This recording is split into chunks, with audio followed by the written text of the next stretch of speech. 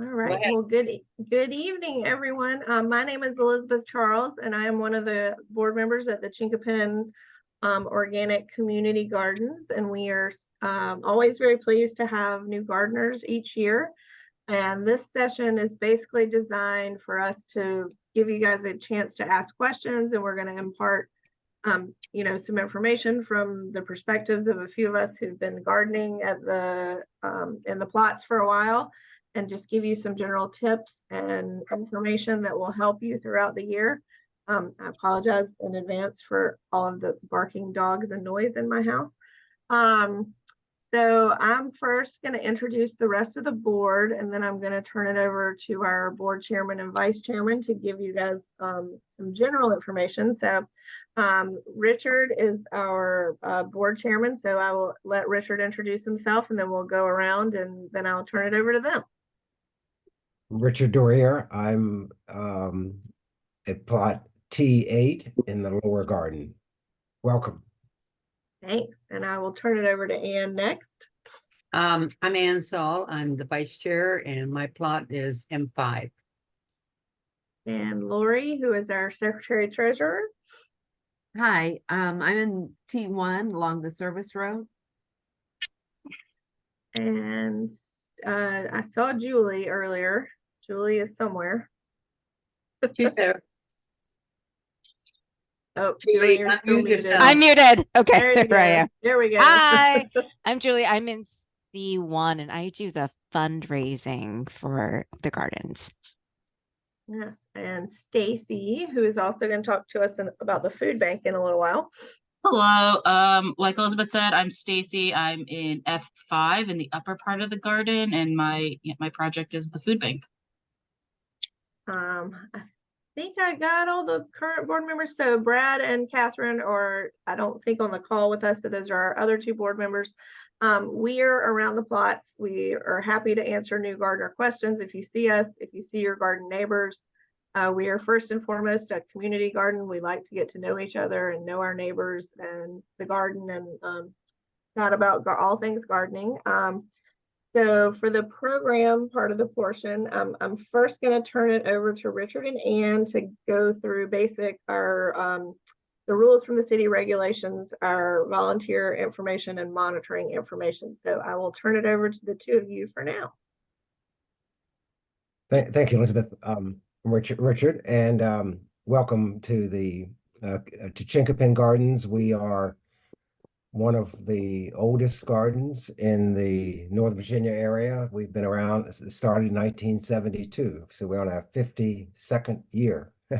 And so we have 170 plus plots. We're glad to have new gardeners. We go through vacancies, people moving, etc. And so we have new gardeners joining us. And then we have some of us who've been gardening for a while and enjoy it. And as Elizabeth said, it is a community where we all share our love of gardening and being outside with each other, and hopefully grow something good to eat for ourselves and our families.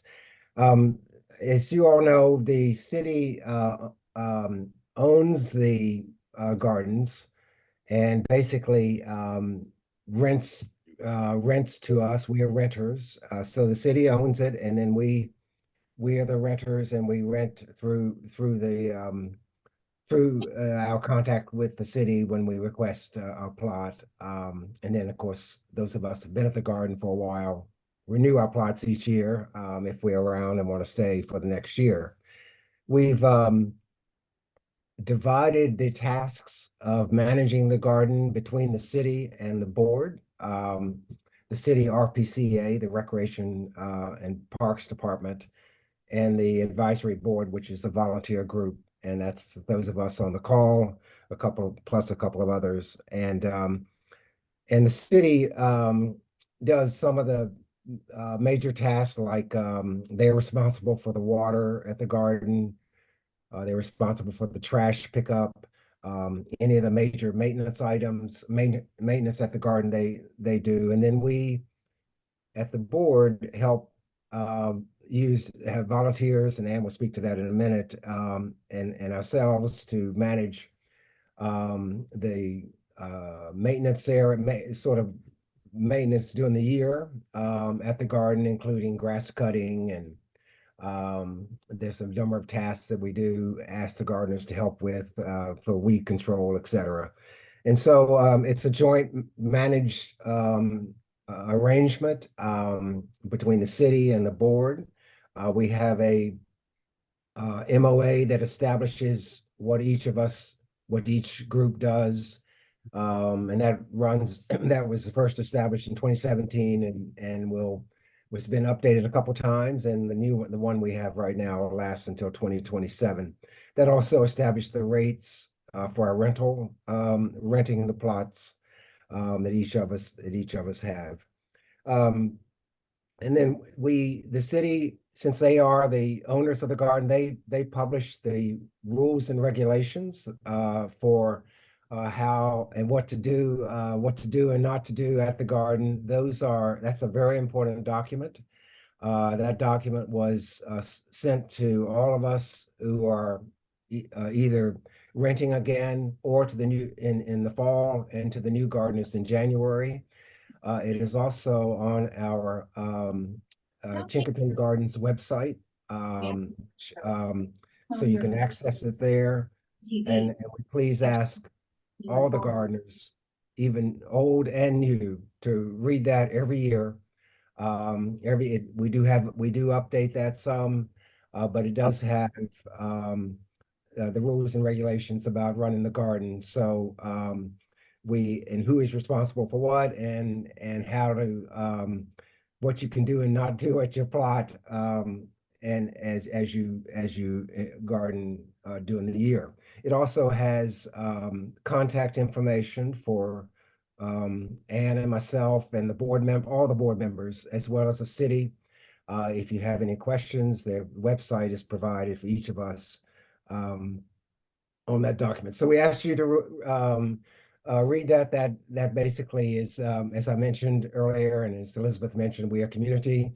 We are, and we do like to run a good garden. We enjoy it, and keeping the weeds in control and trash picked up and disposed of properly. Sharing the hoses, etc., that we use for watering, all of that, following the rules on your fences and what you can put and not put in your garden, what you can grow and not grow, etc. So all of that's important for us as a community of shared gardeners. So I think that was it. Just encourage you to look at that document, and then I can turn it over to Anne to speak about the monitoring program. Okay, as you know, rules and regulations are useless if there isn't any way to enforce them. And the city does not have the resources to do this.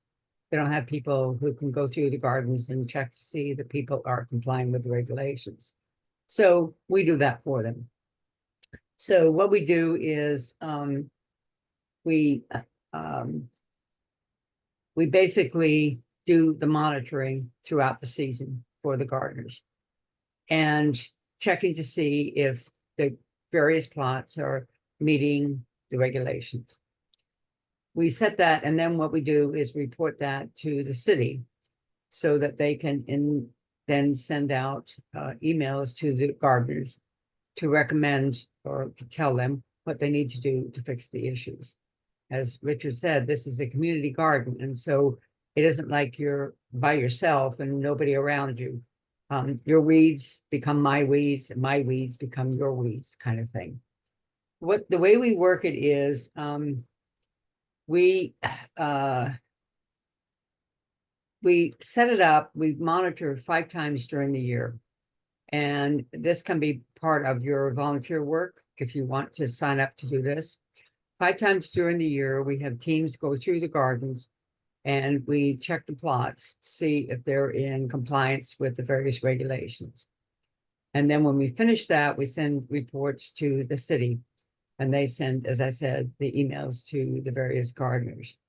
And there are times when, if we see that a plot has not been taken care of, at least 2 times during the sessions, and it looks very neglected, that the city can actually make the gardener forfeit the plot. And this occasionally does happen. We don't like to see that happen. We like to see them fix the problem, but sometimes it does happen. But that's the reason that we do it that way. I want to talk about the volunteer hour requirement. As you know, we're required, if we don't opt out of volunteering, meaning you pay the extra fee, then you're required to provide 4 hours of volunteer time throughout the season to offset that. And the reason that happened is this.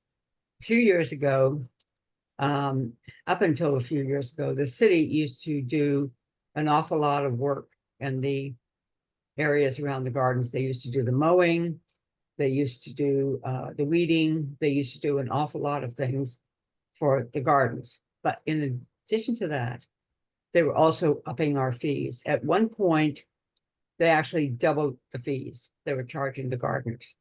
And we said, wait a minute, this is not going to work. This is going to be a real problem for the gardeners. So we went to the city and we said, okay, how about if we take on that work? We'll take care of the mowing. We'll take care of the weeding in the common areas. And we'll take care of the monitoring and things like that, that you no longer have to pay city workers to do. If you will agree not to increase our plot fees. And they agreed to do that. And that's why we do this. It's a small amount. It's only 4 hours per season. But we figured out that was enough to be able to offset the work that needed to be done. And so I wanted to make sure people understand the purpose of the volunteer hours, because there are some things it does not cover. It's only to offset the work that would have been done by the city. So, for example, it doesn't cover people who volunteer to work with the food bank project. That's our initiative. And there are other things that we do that gardeners get involved in that are not part of that. It's all about offsetting city work. So the one thing, there are a lot of different kinds of projects you can do. I sent out an email today to everybody who agreed to do volunteer work to let you know the types of projects that you can sign up for with contact names and email addresses. And it's also posted in the kiosk next to the shed. And it gets updated throughout the season because things do come up and we want to, we need to add to it. So I encourage you to check that list periodically. The types of things include, for example, mowing. And we have team leaders, by the way, for each type of project. We have, and you'll see that on the list. So you just sign up with the team leader if you want to do some work. So I think if you have any questions about whether something, one thing I want to mention that's really important, because I've had this happen before. It does not cover the maintenance around or in your plots. The paths between your plot and your neighbor's plot, if you work on that, does not count as volunteer time. The city has never done that kind of work, so it doesn't count. It's only in the common areas, in the grove, for example, or in the mowing. So if anybody has any questions about what works for volunteer time or not, please let me know. But if you're interested in doing any volunteer task, please contact the project leader. That's the best person to help you get signed up or answer your questions. Thank you both so much. I will say my first few years in the garden, I did monitoring to help with my volunteer hours. And it is amazing to monitor because you walk around and you see all the gardens and you see everything that everyone else is doing. You see what they're growing, you see how they do it. So it's really, it's a great way, to get your volunteer hours, but also to learn a lot and meet the other people that you're monitoring with. So it was really a great experience. Okay, next up, I'm going to turn over to Stacy, who's going to talk to us about our food bank program, which I think is this our 3rd or 4th year of the food bank. Is our 4th year. So I will. 4th year, amazing. So thank you thank you, Stacy, for coordinating and for all your hard work with this. It's really been an amazing program. So I will turn it. One person This of is our many. 5th So. year. We're in now our 5th year. Oh, you know, right. I will explain why that is. So, good evening again. My name is Stacy Potosnak. Welcome to this session and to our garden. Everyone here is very friendly. So if you have any questions on what I'm about to share or anything else that you hear today, just reach out to each of the individuals that are working on this. So along with my partner, Margie, and many others, we are the contacts for the food bank project. I'm going to give you a little bit of the history here. The food bank project kicked off in 2020 to grow, harvest, package, and deliver fresh organic produce and herbs. So over the time, the first year we had about a dozen volunteers and 2 dedicated plots, later adding on a 3rd plot. And the team took turns planting, weeding, watering, and maintaining, donating materials for each plot. We've had over 20 additional garden members donate their own produce, and the project started because the city was not taking on new gardeners during the COVID period. So during that first growing season, we donated 4 to 6 boxes of produce weekly. You'll see what I mean by that and in this first photo here. And we donate to the Mother of Light Center in Alexandria. The next season in 2021, we were soon able to acquire a couple new plots, and with the knowledge that we had from the previous year, we doubled our production to about 8 to 12 large boxes a week, totaling 27 deliveries. So we deliver each Saturday morning, so half the year. And at the end of 2021 season, we proposed to the city to request dedicated plots, meaning that no other gardeners would be able to be using them. So that has helped, and moving forward, now the city has agreed to our request, and the food bank owns C3 and G3 in the upper section of the plots. There are 2 ways that you can help that we obtain our produce for the food bank, and I will kind of get into that. But the first is growing them from our dedicated plots. So we grow our own stuff, pick it, wash it, and send it off to the food bank. And the second way is from fellow gardeners like you. We call it our vacation collection program. So if you grow too much or if you're going away for the weekend, we can collect your ripe produce and add it to our weekly delivery at the Mother of Light Center. And that's really, really helped. So I just have a couple of slides, really easy. So going into this year, 2024 season, we're having another year of this will be our 3rd year of dedicated plots. So we're looking for your support to make the season even better. You can volunteer in ways big and small. We have a small group of dedicated volunteers that meet every Saturday morning to harvest produce, picking and washing everything and watering, tending to our maintenance tasks. So we're looking for a couple more additional members for that. You don't have to come every week. If you want to come every few weeks, once a month, whatever that you can offer, that would be significant help. We also have people drive and drop off the produce to the food bank. So there's a job for every level and every amount of commitment that you're able to provide. So we're looking for a couple more engaged members to bolster our project, and that will help spread the load. We are very social group. We're always having different socials, sharing food, recipes, tips. So we're definitely looking to learn from you all and become friends with you as well. Some of the things that we donate, so like I said, we also contribute things that you are growing. So that has really spread and added to the amount of donations that we can. So some of the things that you see on the right, those are just the items that we've been collecting over time. We fill that picnic table, both picnic tables typically, with all of the produce that we are collecting. So it's really, really awesome to see. Overall, the food bank project has had a really large positive impact on our community garden from a sense of pride and belonging and camaraderie. So, and also an avenue for continuous learning. So if this is something that sparks your interest, please be on the lookout for emails from Anne. We'll probably start them soon. And I'll leave a hard copy of the sign up list in the shed and bulletin boards. We do have an Instagram as well. And like Anne mentioned, unfortunately, this does not count for the volunteer hours. This is something that we're doing in our own interest, but we do hope that you'll participate regardless and come out to see us on Saturday mornings.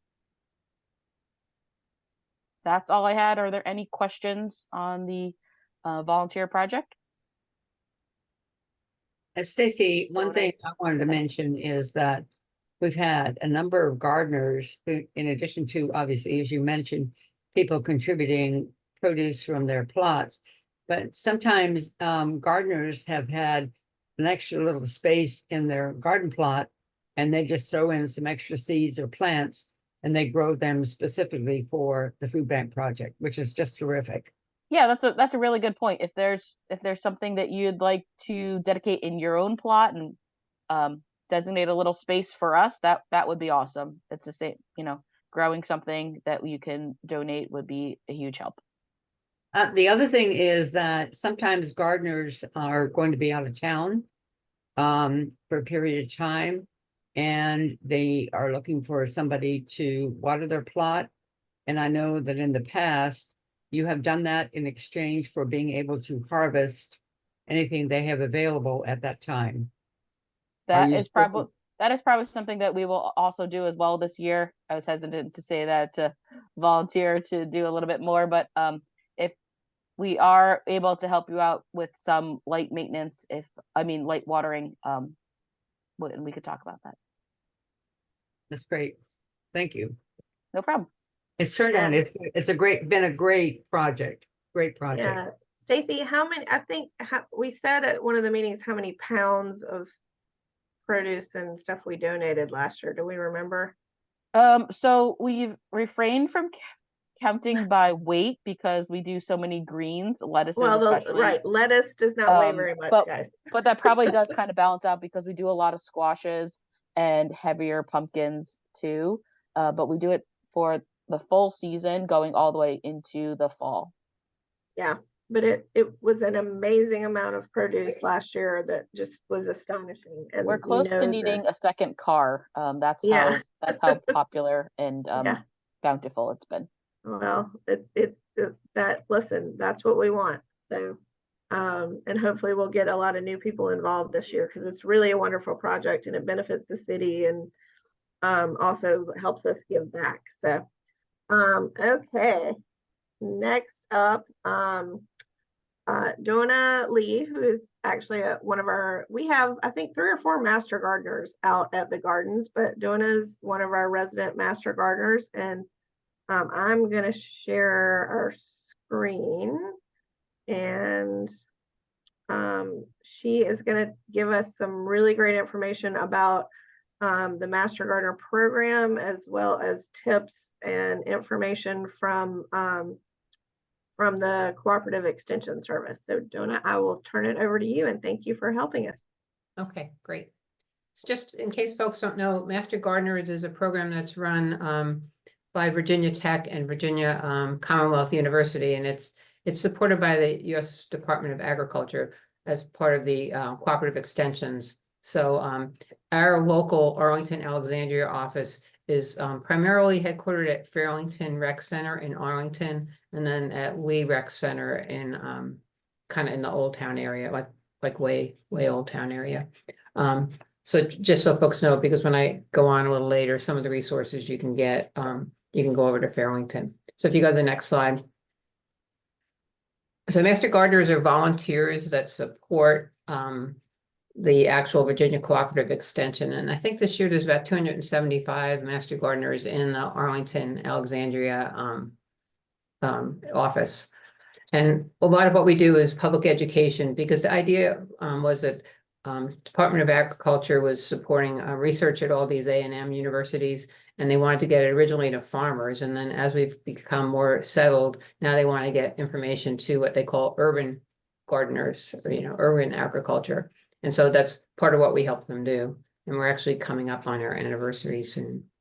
So we have a help desk, and you can call them and ask them questions, send them pictures. It doesn't just have to be vegetable gardening. It can be anything in your yard. It could be a tree, a shrub, your lawn. And then we have plant clinics at several of the Arlington, Alexandria farmers markets, and on Wednesdays at the Central Arlington Library. So in Old Town Alexandria, every Saturday starting in May, we have a help desk like plant clinic where you can come ask questions and get some resources. And then we have a whole lot of virtual classes and everything from vegetable gardening to climate change to landscaping. And that link there will take you to that page on our website. And then we also have a demonstration garden for organic vegetables. And we also have demonstration gardens for like a shade garden that has a lot of native plants and a sunny garden. Those are all in Arlington. And then we have a lot of other online resources. And they always want me to tell you the tip is, if you're going to search for something, just don't go for anything on the internet. If you say, like if you put your search term in and then you say site:/edu or site:/gov, you'll actually get authentic resources, you know.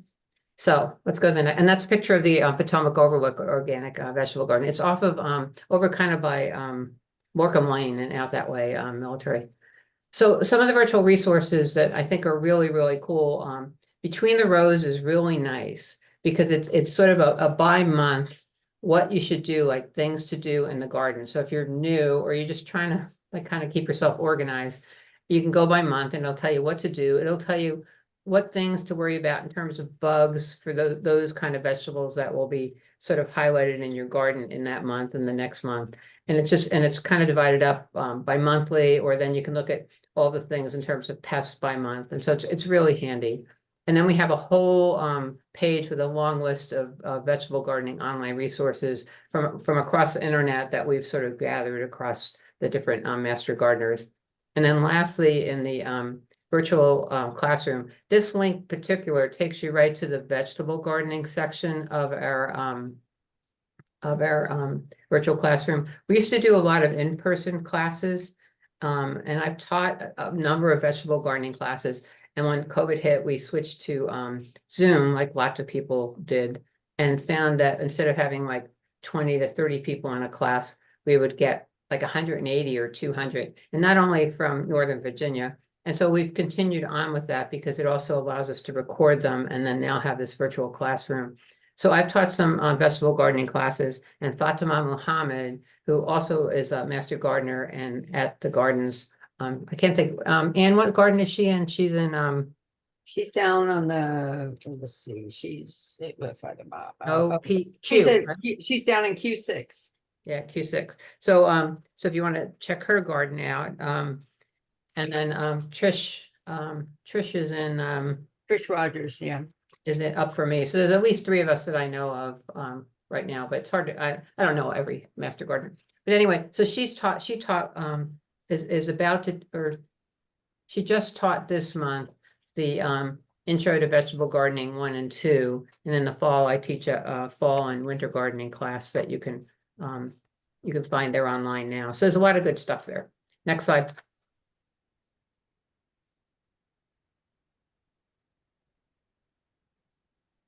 So I just thought I'd give you some information. Some of this we cover in the class, but if you're new, it might be helpful as you're getting started. So what's interesting this year is that the USDA, who puts out the plant hardiness zones, updated the plant hardiness zones for the first time since 2012.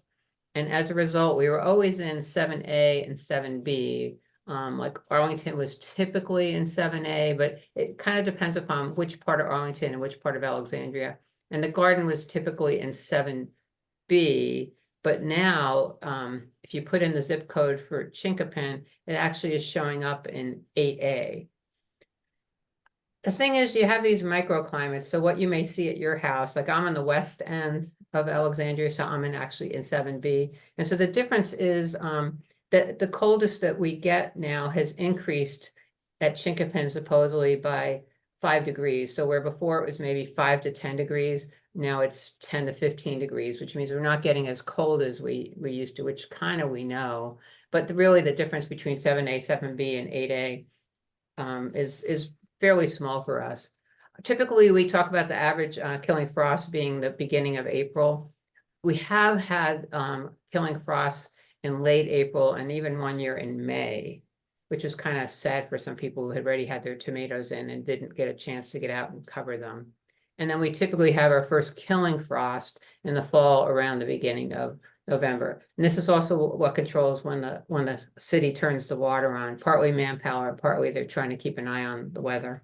What's cool about our area though is we have over 6 months of actual growing season, almost even 10 days, which is 7 months. And if you do like I do and put some cover on stuff, I'm still harvesting kale and arugula from stuff I planted in the summer, in the fall. So you can, if you really want to, you can garden almost year round. Typically, average is 40 inches of rain in the area. That's sort of over 40 years worth of data, but we've been kind of killing that. In 2018, we had 64 inches. A couple years ago, we had 57. What's really tough is sometimes we get 6 inches in a day or in a weekend, and then you don't get any rain for days. So pretty much you should get a rain gauge so you can keep track of how much water you're getting and maybe a moisture meter, and that will help. Big thing to know here is we have a lot of clay in our soil, and over time, if you amend it, you can improve the soil, but it's something that you just kind of need to know. Okay.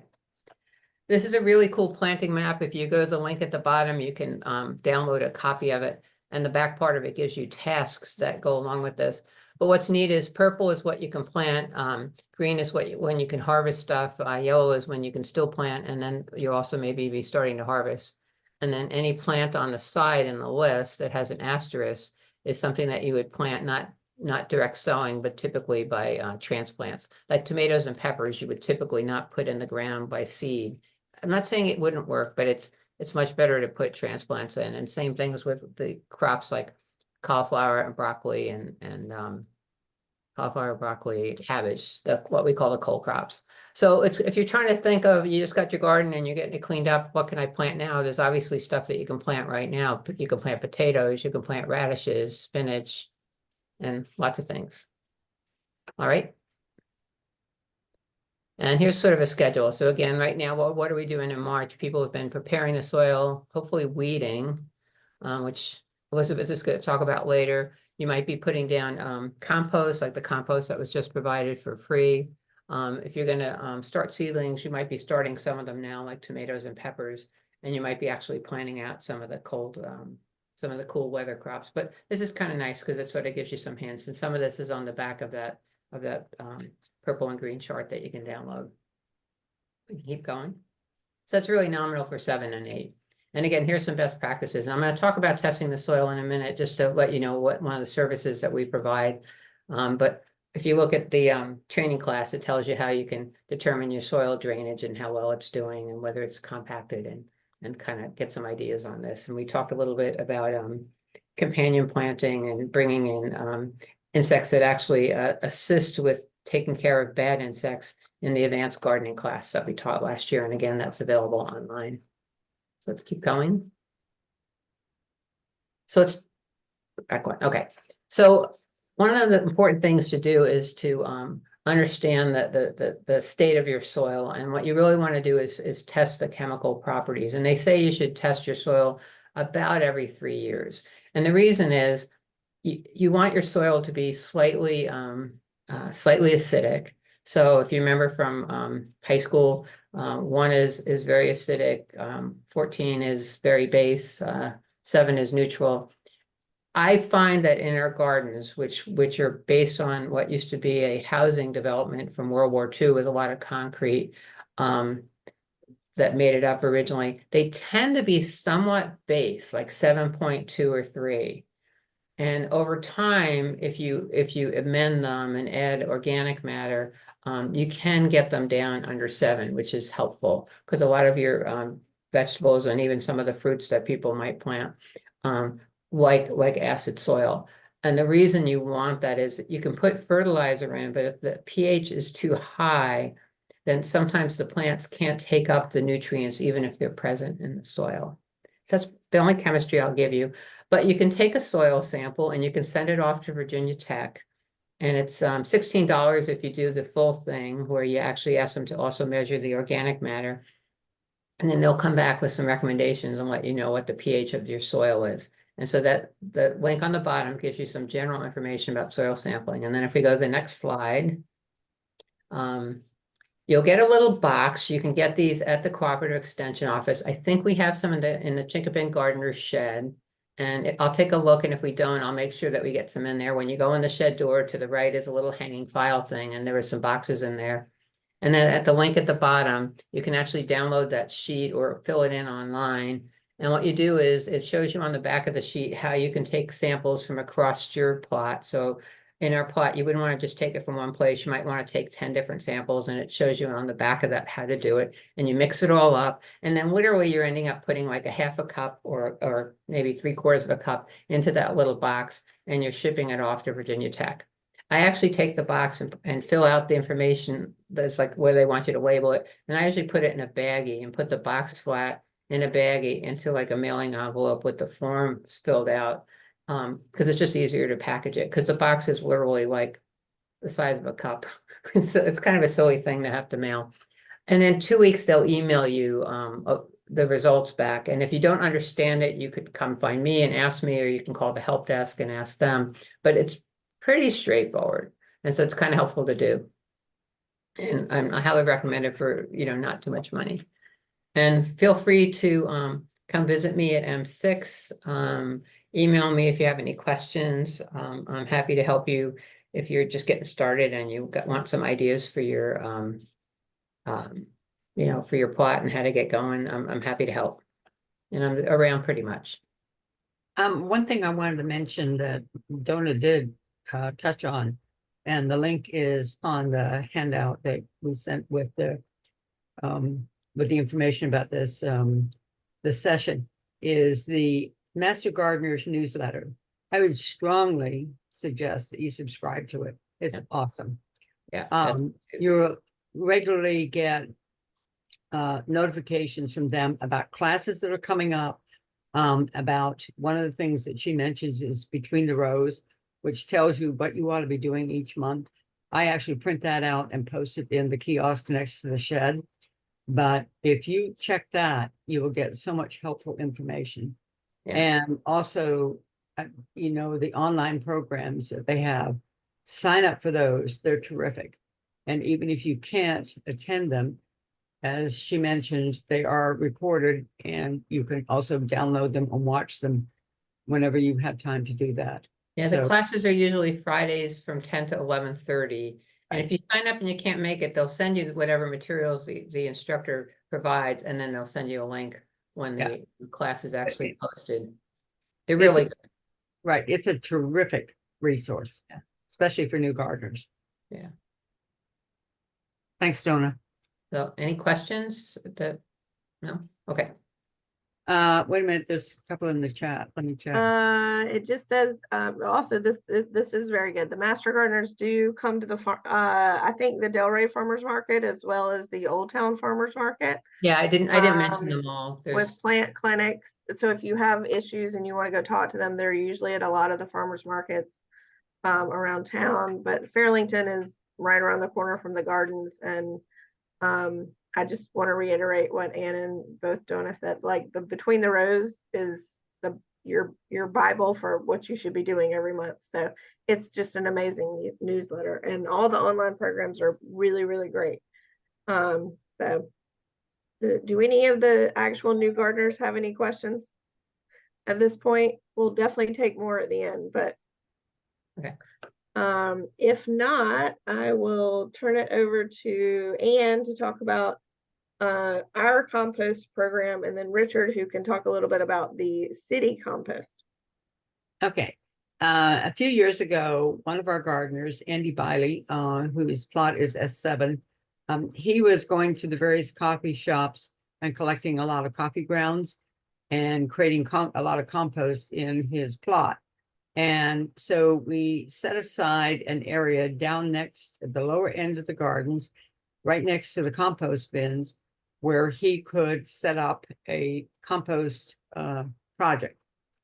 And the way it works is if you want to participate and you contribute to the compost pile, and this is under his direction, there are certain things they don't want to have put in there. Obviously coffee grounds are good, greens, that sort of thing. And if you contribute to it, then once the piles get cooked, you can actually use that compost in your plot. It's, and he lets everybody know who's participating in it when the compost is ready. And so he's been doing that for now a couple of 3 years, and it's been pretty successful. A lot of people have learned about how to compost, which they didn't know before. So if you're interested, his email address, Andy's email address is on the resource list that we sent out to you. That's the local compost project. Now we have a city compost project. Richard Yeah, will tell us about the new compost from last year, which is amazing. Yeah, so the city has started a kitchen waste composting project citywide. You can request to be on that, and they pick up compost at the residential properties, and that's taken to a commercial composting facility, and then they make compost with leaves and other materials, organic materials, and then we are recipients of that of that compost. So we just had a delivery from our first delivery from the city last week, and it's a product that's called Leaf Grow. It's the same product that you can see and buy in the Home Depot or Lowe's in an orange and white bag. So the composting, the different jurisdictions in the area also contribute to this composting program as well. And then Alexandria has just signed up for that. And so we are getting, so they both provide compost that you can buy at the big box stores. And then we have the city deliver by truckload to us, to the gardens, and each of the gardens in the city, community gardens in the city, are able to get this composting. And then I think the city parks department also uses this composting for mulching and taking care of the beds in the city parks. So we did have our first delivery, and it was used within a week. It's on a first come, first served basis. You have to you can use the wheelbarrows. There are wheelbarrows at the garden, and you can wheelbarrow what you need to put in your plots. It's a good product to as a nutrient or soil conditioner and nutrients for your soil, and to put around your plants when you're planting. So a lot of us like to use it at the beginning of the year when we just get in our gardens first established for the spring. So that's it. It was used very quickly, and we've ordered another truck delivery. I hope we can get that in the next couple of weeks. And then last year we went through 4 different deliveries. It's something that really takes people use a lot in the beginning of the year, and then it kind of fades. You have your garden and things are growing, you don't need it quite as much. And we move over to providing leaf mulch, which is a weed control used for weed controls in your plots. So I'm apologize. We've already run through this. I think a number of gardeners, I was walking around yesterday and today, a number of gardeners look like they have used it in the plots, which is good. That's what it's there for. It's on a first come, first served basis. So we're going to try to get this as quickly as we can, a new delivery. And this is a 2-year program that the city has to provide that for free. We're in our second year, so this is all free for the gardeners. And then we will see what happens next year. We will definitely try to request this or somehow try to get this for the gardeners because it is very popular. That's the city compost that's provided to the gardens, and I'm working on getting that as soon as possible for you all to have at your garden plots. Thank you. It's really amazing. I mean, I bought it forever from Home Depot, and I was very excited when we actually had it available. So when it comes back, move quickly because it disappears. So I am next up just to talk about general soil prep and weeding and the terrible weeds that we all face. And thanks to Donna for sharing, letting me share her slides for this part of the presentation. First up, just a little bit about soil prep. If you have inherited a garden, hopefully you've inherited a garden that has a lot of organic matter and has been tended very well. You know, it never hurts to add more compost and organic matter to your plots. You know, if you can turn it over and it's not a super clump of clay, then whoever had your plot before you is doing a really good job of adding compost and organic matter in the leaf mulch that helped it over time. However, we all face these very evil weeds. And as Anne mentioned earlier during monitoring, our plots are, you know, 2 or 3 feet apart from each other. So if you have weeds, then I have weeds, then my other neighbor has weeds. So we want to try to control the weeds so that we, you know, help each other out and do what we can.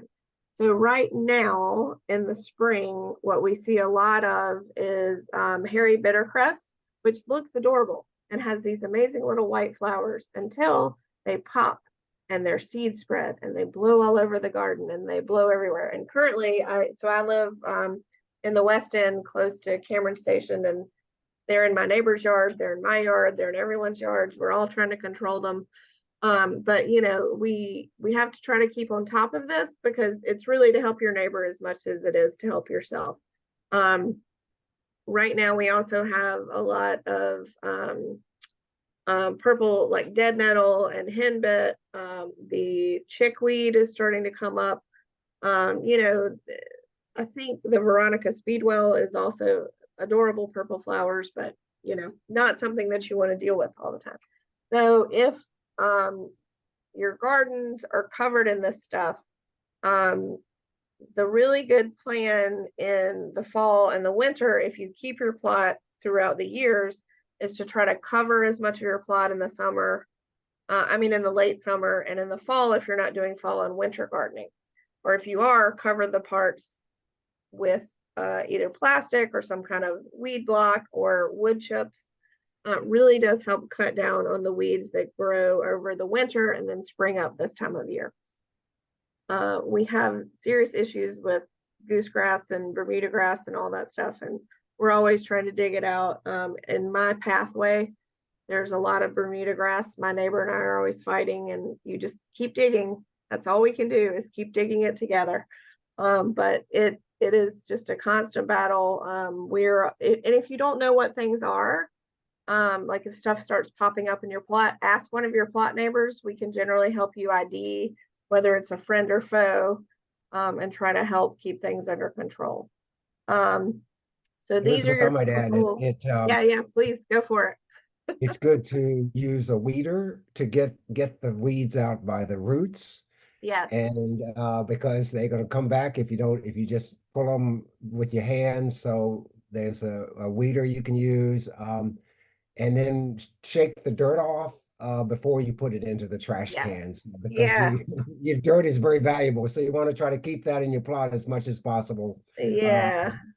Anne sent an email, I think earlier, maybe last week or the week before, about filling the green bins with dirt. That dirt costs you a lot of money. It's all your compost, it's all your good stuff. So when you gotta, as Richard said, really get these weeds out with, you know, I love my Japanese hori knife that I dig out my weeds with. People have a lot of different weeding tools, but if you don't pull them up from the roots, if you just like weed whack the top, they're just going to come back. But we can't fill the bins with dirt either because the city won't pick them up. So, and you need that dirt. The dirt is the valuable part of our plots and our gardens. So, One more thing on that is, the important thing is to not let them go to seed. So you want to get them out, like when they flower, that's the time to get them out. yeah. And a lot of stuff right now is starting to go to seed, even though it's early. For the weeds, it's not early. So if they go to seed, they're also going to blow into your neighbor's plots and everywhere else. But the other thing, the mistake I made, so I joined the gardens in 2017 and got my plot, and I got someone to till it for me, and it was beautiful. And someone tilled it, and I got the prickliest, most evil thistles that still 6 years later come up every year, every spring, because they are all under that soil. So build up, right? If you just keep building layers on your soil, it's improving the soil. But if you till everything, it's going to spin up all these weeds. So minimizing the disturbance to the soil and just pulling them out by hand is tedious, but it's really the best way to get these things under control. And covering bare soil in the late fall and winter, or if you're not gardening in the summer, like around my tomatoes, I always put a big layer of the wood chips, because it just keeps everything under control. Ground covers are also great, and we can talk at some point. If anyone has questions about ground covers and things, cover crops for the winter, we can talk about that at some point too. So I think I saw a hand up with a question. Yeah, I found that a straw is also a very good weed blocker.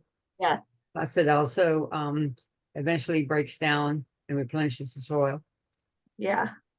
Straw is Oh. really good for that. So Oh, a weeder was mentioned. What tool was that? It looks like there are different tools when I look search Yeah, online. there are about so many thousands of kinds of weeders. We could talk about that for 2 hours. Hey, you know what I think is good though? I think a garden fork is one of the best things to use, because you turn over the weed, you take the dirt off, and then you throw the weed and the roots away. If you cover your weed, I'm seeing this now, so I'm feeling pretty adamant. If you're covering your weeds with cardboard or landscape fabric, big mistake. I see somebody that's put landscape fabric down in the bottom of their raised bed that they've put in, like a brand new raised bed, and the weeds are still underneath it, and they will never be able to get rid of those weeds.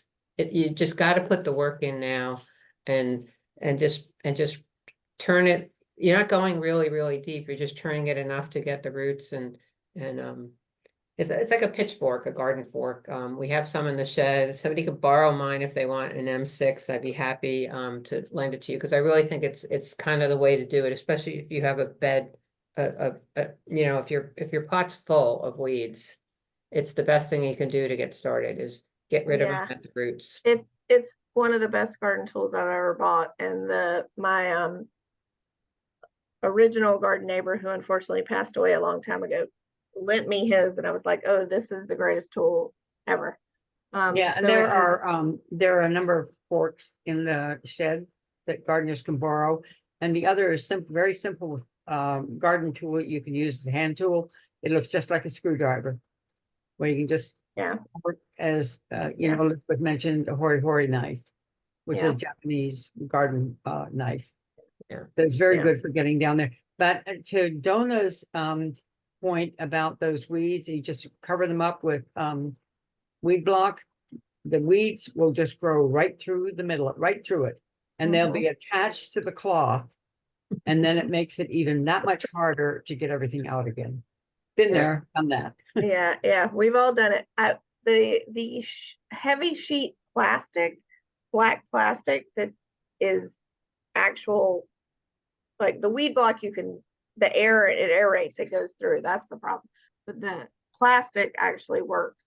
But That's okay. what you need to do if you really have a weed problem is if you cover parts of it in plastic, work in sections.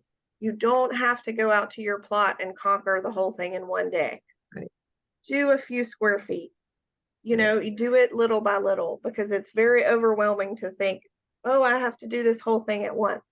So, you know, if you just take it in stages, it'll be much more manageable for you and you'll enjoy it a lot more and you'll enjoy the garden a lot more. But, you know, if you want to cover some parts of it in the meantime, it will at least attempt to suppress the weeds with the heavier plastic. But the weed block is not great until you have, you know, gotten most of the weeds out to begin with. Good. So, but listen, this is a constant. We're even had plots out of the garden for many years and you're still weeding, right? Like we all still weed. It never ends. So, and we're always happy to answer more weed questions.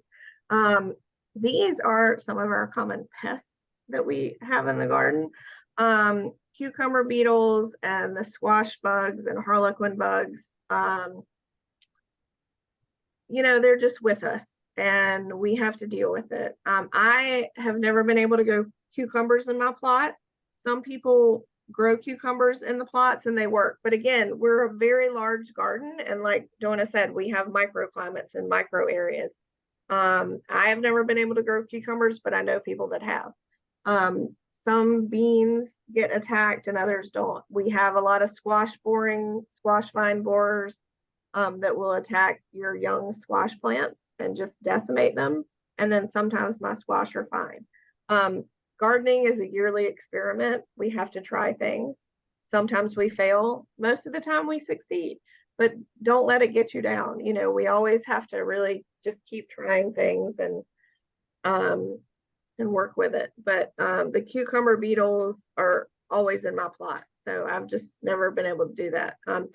It is interesting that we can grow things like Thai long beans and Chinese long beans better than like regular green beans. They tend to have less pest issues, at least in our gardens. So, you know, ask people beside you what works for them. And we're always happy to share tips and things that work for us. So. Last but not least, a lot of people also like, you know, predominantly you think of a community garden, you think about a vegetable garden, but in order to pollinate all the things that we grow, we do need bees. And many of us have started to try to plant flowers, native flowers, annual flowers. Not only are they beautiful, and then you can take pretty bouquets home, take them to your friends. You know, it's just, we need the flowers and the pollination as much as we do the vegetable plants. Some of the things that work really well in our gardens annual wise are cosmos, zinnias. My neighbor has a lot of dahlias that are really beautiful.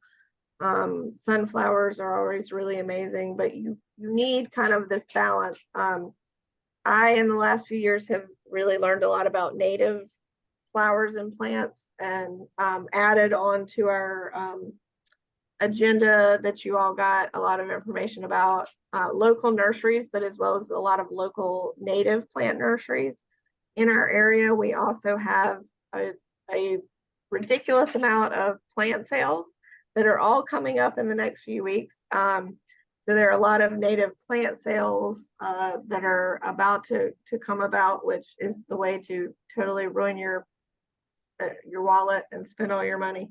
But it's amazing. So a lot of people also grow raspberries and other fruits in the garden, which are really an interesting, you know, I mean, it's thorny and prickly, but you know, you get a lot of amazing fruit off of those things.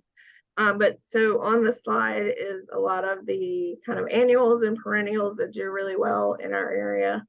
And also, Anne, I'll turn it over to you. We have a few beehives at the bottom of the garden, which are not actually controlled by the garden, but I'll let Anne kind of explain about the beehive situation Yeah. before we take questions. Yeah, we have down at the lower end of the gardens, on the northeast corner, just down past the shed. You'll see some beehives down there. There are 4 right now. There usually are 5. These are not gardeners. These are people who have gotten the city's permission to put the hives in there, and we love having them. This past winter, they lost some of the gardeners, some of the beehive owners lost their hives. So they started again. So right now there are 4 there. And we, by agreement, there will be no more than 5 because they need the space and we didn't want to have too many there either. And they have been wonderful for us, obviously, because they're pollinators. And the beehive owners love having us nearby so that they can feed their bees. So I encourage you to go down there and take a look at them. You can keep your distance. They're not going to hurt you. Bees are very docile. They are not going to attack or anything like that. We have had, a couple of years ago, we had some instances, we had some swarms into our gardens. This is not a dangerous thing that happens when there are too many bees in the hives, but that's not the situation now because these are brand new hives.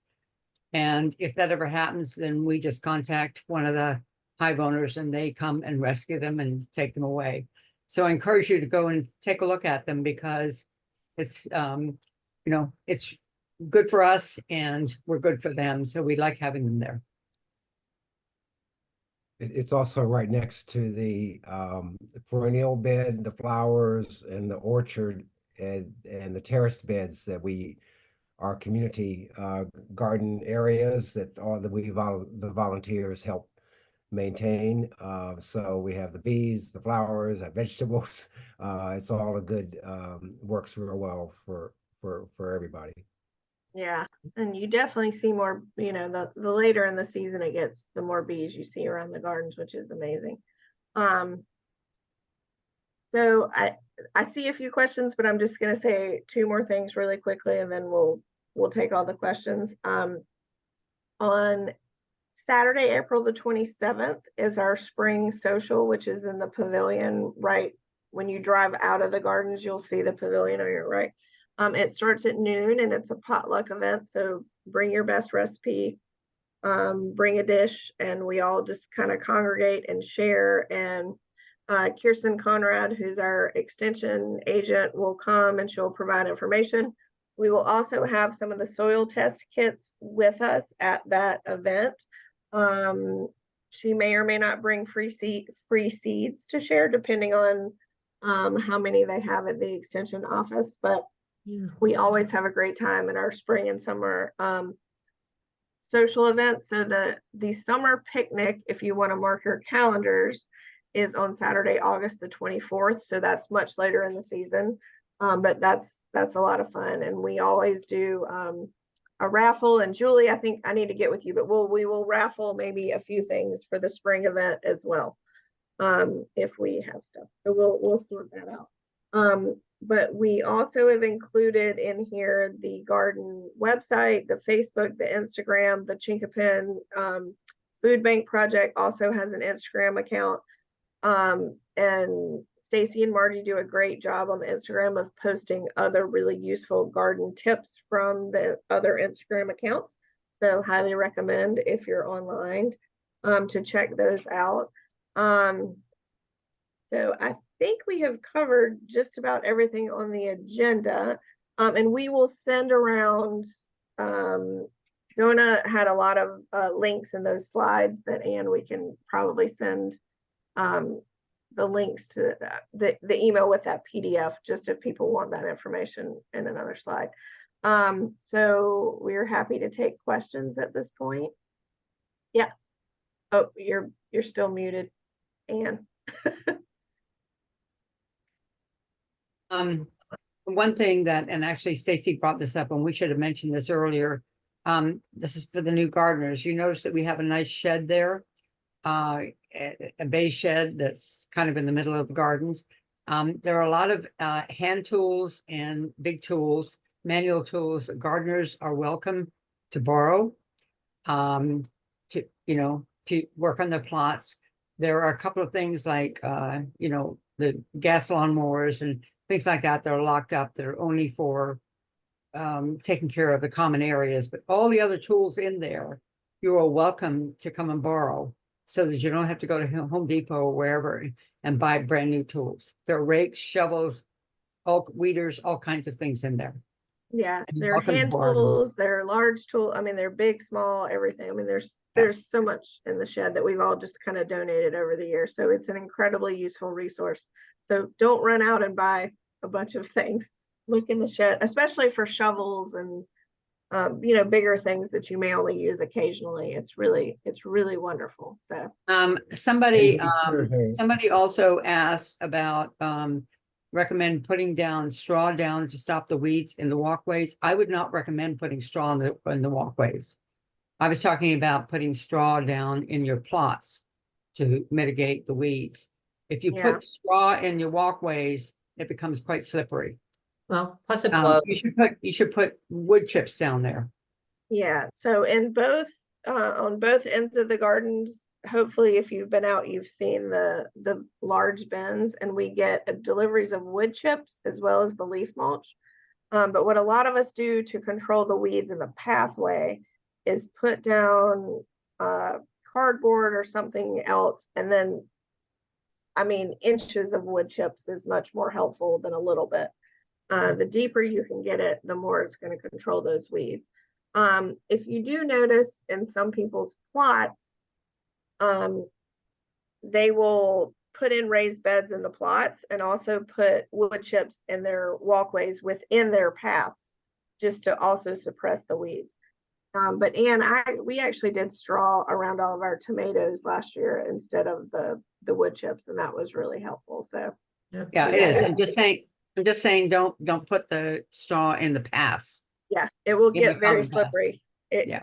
kind of gets gummy and does, yeah. Plus it blows. It just gets blown around too somewhat.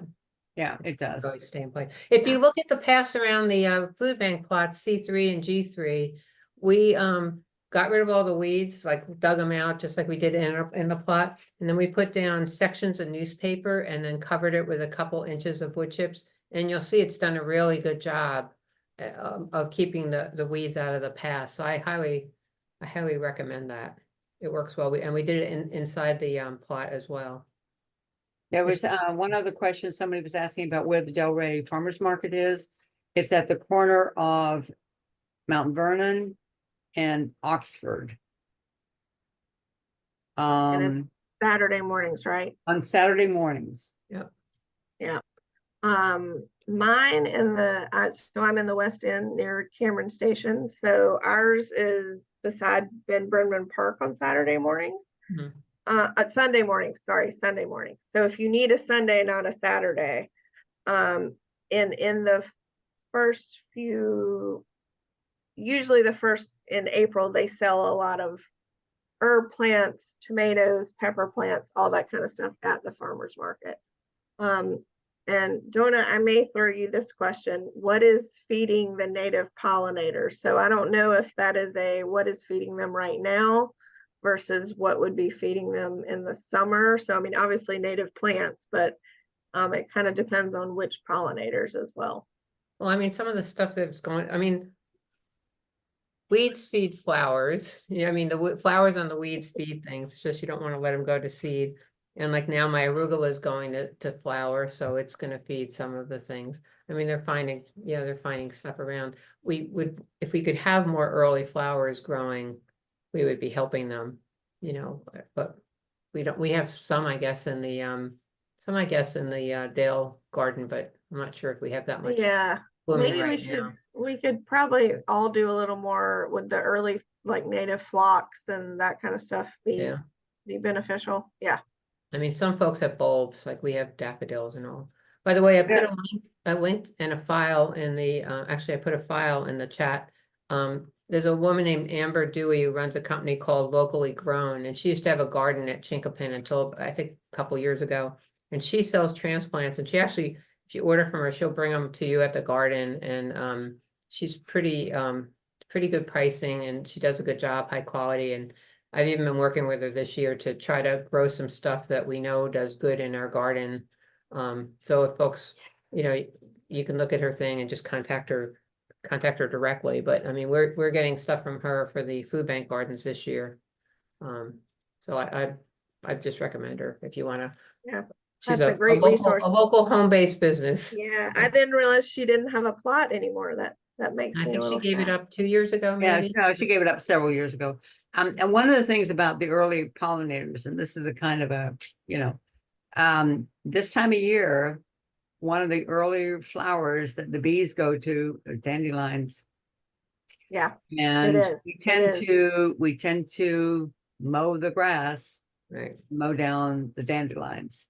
yeah, yeah. So, you know, it's kind of a balance there. We want to keep the grass mowed, but then we're destroying the food for the pollinators, early food.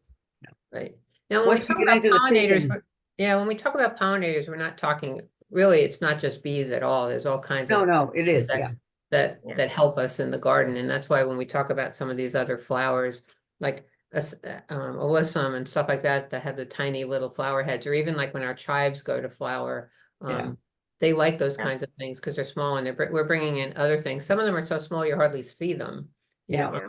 bees that are really pretty obvious, you know, in the birds. But anyway. David has an excellent question. And David, I'm dying to see you do this, so please do it. Yes, you can absolutely create a flower only garden. I think there are maybe 2 or 3 people that have more flowers in the garden and not a lot of vegetables. Lavender heavy though, Donna, I'm gonna say I think you need to add a ton of sand when you plant all that lavender, I'm or not sure otherwise about it's that, gonna yeah. rot in the clay. But I'm gonna ask Donna to I'm not an expert on lavender. I would definitely go Yeah. to our own help desk or go to our Yeah. website and look. But what is Antonella's garden? Because she has all flowers. It's N3. She and does. maybe- She's right beside me in N3, but she has She zinnias, grows nothing but dahlias, flowers. tulips, and those little pom-poms that the name just skipped me. But yeah, no, David, absolutely. If you want to do all flowers, do it.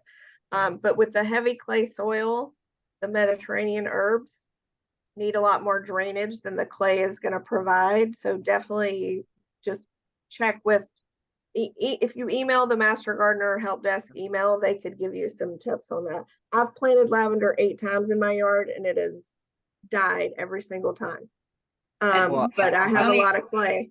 So I Yeah, will say- David, the only other thing I'd recommend is, depending on the type of lavender you grow, some of it can get really, really huge. Yeah. And you need to make sure you don't have it planted too close to the edge of your plot, or it'll grow out into the paths. Yeah, I rent a house here really close to the gardens, and I put in a lavender that I just love so much. And since I'm moving somewhere else in Alexandria this year, I was like, I really want to bring bring that lavender, but have something like that. So I want to look at my other bring question. that one. You can dig that up. Bring it with you. Oh no, I want to Yeah. keep it. I want to see how long people leave it here. But Yeah. My other question is, I had been reading that about the drainage. You want a lot of drainage for lavender. And one of those ways is having a layer, at least a layer of pea gravel on the top, really small gravel. Is Yeah. that allowed, or is that something we don't want? Because I don't know if there's a lot of runoff with water and No, it'd be fine. I actually so last year, our pepper plants kept rotting every year. And I bought pea gravel and sand, and everyone may think I'm nuts, but I mixed pea gravel, sand, and the compost in a bucket and put that in with our peppers last year, and they actually lived for the first time in 3 years. You put, I'm not sure about having gravel in the plots is a well, good no, idea. it's the very small. It's not giant gravel, Richard. It's the really no, small. it's very tiny. Yeah. It's horticultural grit, basically. It Yeah. helps aerate the soil. Yeah, it's not the giant gravel like on the road. It's really small, but if you need it, if you're going to grow rosemary and these kind of things. So Excellent, thanks. David, if you go to the MGMB website and just do a search on lavender, there's at least one article that talks about it and talks about what you need in terms of the soil. Perfect, thank you. That might be a good start. Yeah. Yeah. It's- David, what is your plot? Plot number? Oh, yeah, that was another question I had. I think my plot number is L8. That's what I like when I did the Oh, yeah, payment David, system. yeah, I know where you are. So that's accurate. If L8, because I remember when I went to the advisory board meeting, I got credited for 1 hour and it was on a different plot. So I didn't know if that was just a random placeholder or I had. Oh, I'll double check that for you. Make sure I might have put in the wrong plot number, but yes, Okay. you're in LA. You're right up in near. You're right in our- their area. Yeah, it Yep. looks I know awesome. exactly where you are. Yeah, It's in great condition too. So I got it. yes, it is. Yeah. Yeah. It's a good plot. Okay. Got lucky. Yeah, some people don't. Some people end up Yeah, with a lot yeah. of work to do. Yeah, a lot of weeds. We have any other new gardener questions or any questions from anyone for that matter? So Lori said she's got 4 praying mantis cocoons on her mums down in her plot. And if you want to go check them out, Lori's plot is T1, right down on the road. That's very cool. That's amazing. Yeah, and the one thing we didn't mention is a lot of us, you've noticed, have fencing up because there are deer and they will eat things. So a lot of us I resisted putting up fencing and finally we did it. So the rules and regulations do explain what kind of fencing you can put up, and it asks some of us, we have better ideas than others. So yes, I see another question. I mean, the rules on the fencing have to do with the height of the fence. Yeah. But what we would also recommend is you take a look at the type of material you're using. If you don't use very sturdy posts like those metal posts, you just use flimsy little ones, or you use flimsy netting, that stuff is going to blow over into the pass and it's going to cause a tripping hazard.